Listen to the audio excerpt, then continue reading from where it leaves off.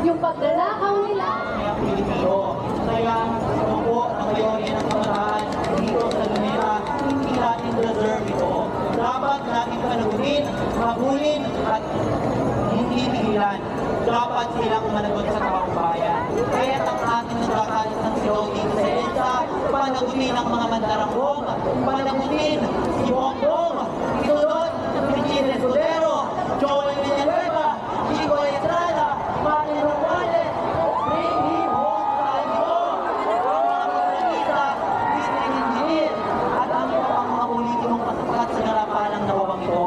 At ang huli, panagutin rin natin si Sara Duterte. Hindi siya fake sa taong bayan. Ang panawagan natin ito ay dapat hindi lang basta rin sa social media. Ipagtanggol rin natin ang ating panawagan ito sa mga lansangan hanggang sa makamit natin ang puwersa ng Team Kasamaan at Kaliliman. Kaya hindi po muli sa Angat Kabataan Party List ay isa ng mga kabataan dito sa Luneta, sa may bunang sinisigaw, Marcos, Piguin, Duterte, panagutin. Maraming salamat po. Maraming salamat. At hindi lang kabataan ang narito ngayon. Meron din tayong ilang kasamahan mga artista. Kabilang na dito si Miss Leslie Tomas at si Angel nandito. Maaari mo bang makahingi ng ilang panawagan? Miss Angel Aquino. Ano po kayo? Ano po nilang bakit dito? Magandang umaga! Kaya ako ng maraming tao ngayon na sama-sama nakikipaglaban ngayong umaga. Maraming salamat. Alam nyo, takot talaga akong magsalita sa harap ng maraming tao. Kaya, ganito lang ako. Sabi ko, Direk, pwede bang, sabi ko kay Direk Joel, pwede bang backstage lang ako? Ay, may request po, umakyat po daw. Yeah. Sige.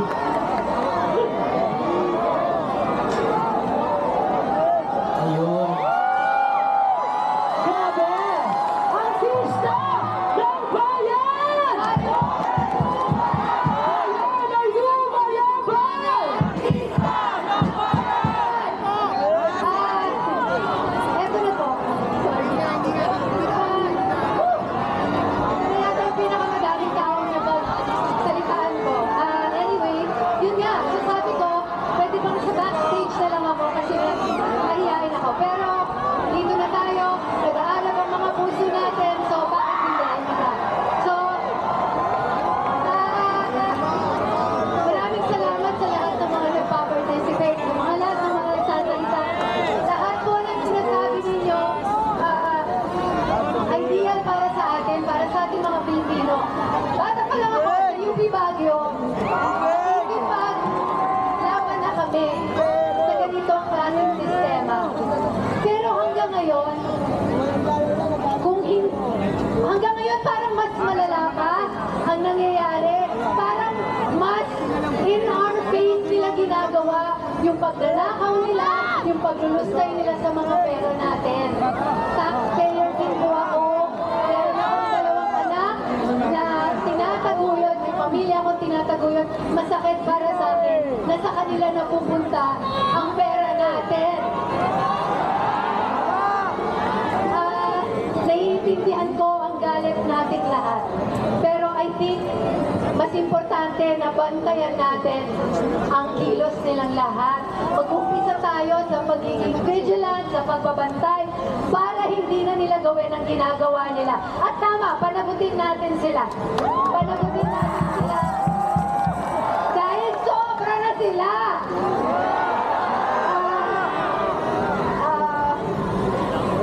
Ano ba ba? Gusto ko sabihin yun lang.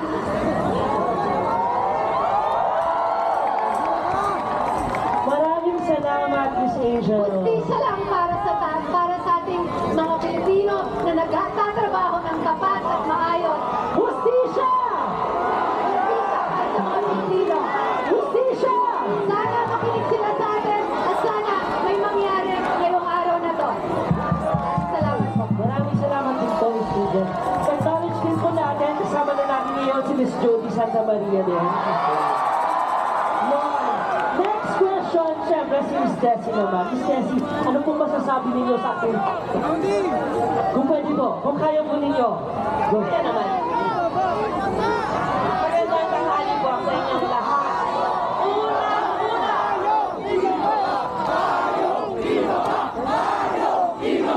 Paano yung iba ba daw? Para nakakita yung iba.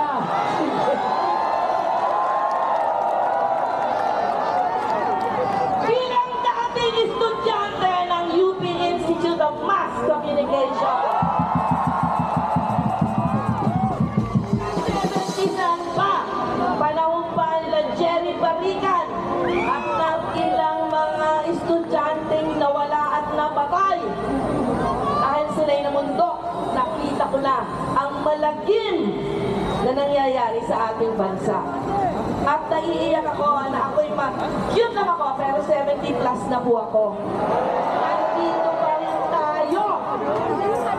Iniipin ko lang ang mga ubang ko. Pero nagigirap pa rin ang Pinoy. At mas masahol pa ang garapalang nangyayari sa araw-araw na panonood natin sa telebisyon. Nakakasuka. Di po ba? Pipigilin ko lang po ang sarili ko. Baka himatayin ako dito. Kinocongratulate ko po lahat ng mga student leaders. Lahat na umatake doon sa Vizcaya residence dahil sila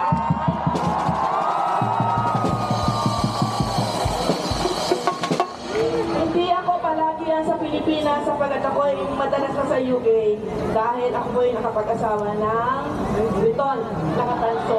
Anyway, pero kabalik-balik po ako dito. Nakita niyo ako sa Dirty Linen, bakit siya ako, lolo? Ayan. Anyway, ang sinakinex ko ang mga kaibigan ko, anong gagawin natin? Ang mga estudyante lang ang nagsasalita at tumikilos. Hindi ako nakatanggap ng kahit anong masyadong firm na answer. But anyway, I'm so happy na nandito tayong lahat. Para sa akin, nasabi na ni Angel lahat ng aking mga higain. At tingin ko lang po, sa aking humble opinion, bumaba lahat ng nasa pwesto! Ibalik ang kapangyarihan sa Pilipino! Para sa akin, ipapanalangin ko hindi sa pinagsisiklag ko ang inyong mga damdamin mula sa presidente hanggang sa vice-presidente hanggang dyan sa mga congressman at mga senador. Bumaba kayong lahat sapagkat walang malinis sa inyo. Kayo ay corrupt. At hayaan nyo ang Pilipino magkaroon tayo ng tinatawag na peaceful na snap election. Sana lang po. Diba? Sana lang magkatotoo yan. Hanggang dito na lamang po. Maraming salamat.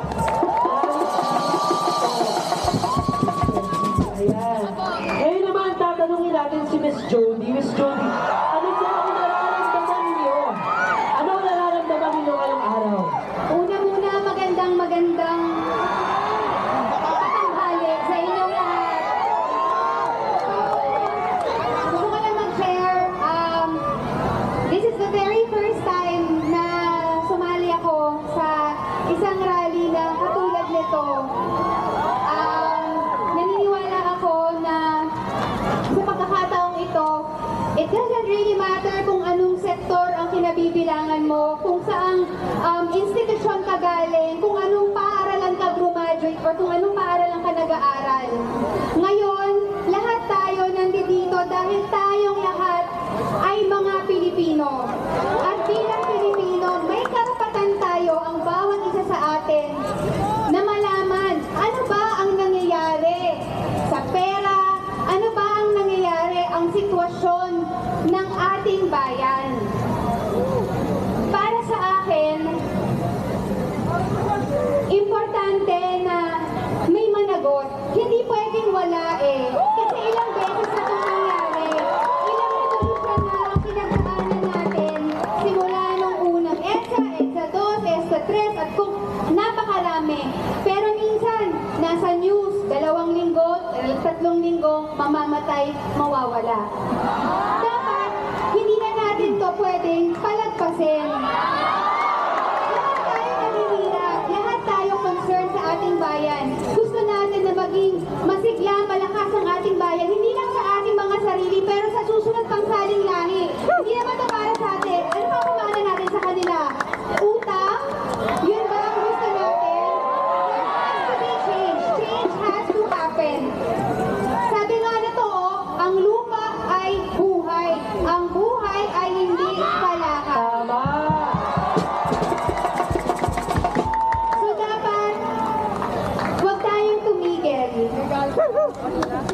Collectively, may magagawa po tayo. Hindi ito kilos ng iisang tao lamang, but we have to work as a country. Tayong lahat, as a people, kailangan pong kumilos tayo. Kailangan po na marinig ang boses natin na gusto natin baguhin ang sistema. At syempre gusto natin na may managot. Gusto natin na makulong ang korap. Maraming salamat po. Ang artista ng bayan! Kaya na yung malaban! Ay sabay natin isigaw! Makibaka! Huwag matakot!